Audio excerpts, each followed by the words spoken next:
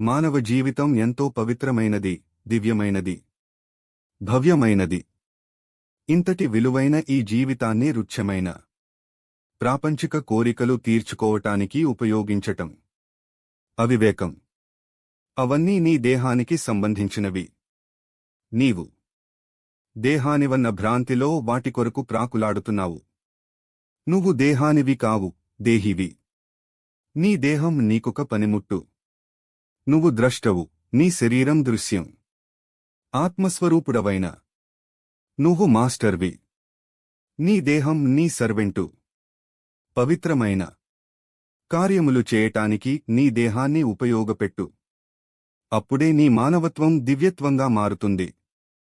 నీ నిజతత్వమైన ఆత్మస్వరూపునిగా నిన్ను నీవు నిరూపించుకుంటావు. బ్రహ్మ విత్ బ్రహ్మేవ భవతి. దీనికి